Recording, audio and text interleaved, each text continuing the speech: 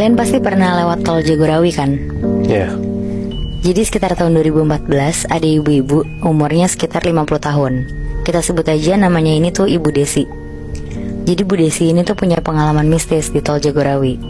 Bu Desi rumahnya tuh di Jakarta. Dia cuma punya satu anak perempuan. Anaknya itu tuh udah nikah dan tinggalnya di Bogor. Jadi Bu Desi karena single parent, setiap minggunya tuh dia selalu nyamperin anak sama cucunya ke Bogor. Kebetulan Bu Desi ini tuh bisa dibilang hitungannya orang berada lah. Jadi Bu Desi juga punya supir untuk kemana-mana. Nah jadi setiap minggunya tuh Bu Desi ke Bogor. Dan biasanya Bu Desi tuh kalau ke rumah Bogor pulang pergi doang. Jadi berangkatnya pagi kayak jam 7-an, terus pulangnya malam sekitar jam 10 sampai 12-an. Di sana tuh Bu Desi seneng banget karena dia ketemu cucunya. Biasanya mereka nonton film bareng cucunya, terus sesekali juga ke mall di Bogor sama anaknya juga. Ya sebenarnya sama aja sih kegiatannya sama kayak nenek dan cucu pada umumnya. Tapi ada satu hari dimana Bu Desi tuh pulang dari Bogor agak gak enak badan.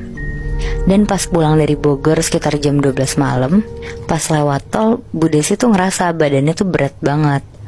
Bahkan sekelibet Bu Desi tuh ngeliat kayak ada perempuan nyebrang jalan di tol.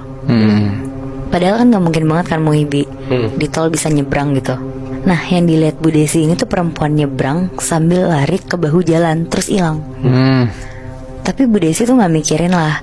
Dia cuma mikir karena dia lagi gak enak badan kali ya. Takutnya dia tuh salah lihat juga. Ini Bu Desi lihat di tol Jagorawi. Iya bener Moy. Oke. Tapi karena Bu Desi penasaran, akhirnya dia nanya lah ke supirnya yang lagi nyetir. Pak, kamu lihat gak tadi ada yang nyebrang depan mobil kita? Supirnya tuh bilang kalau dia tuh gak lihat apa-apa. Jadi kan ngobrol lewat kaca spion tengah ya Muibi, yang di tengah. Sambil supirnya ngomong gak lihat Bu, supirnya tuh lihat ke tengah spion itu. Tapi di sela-sela ngomong itu, supirnya tuh ngelihat ada perempuan duduk di belakang Bu Desi sambil nunduk. Karena supirnya takut, akhirnya supirnya langsung lihat ke depan dan fokus nyetir aja sambil merinding.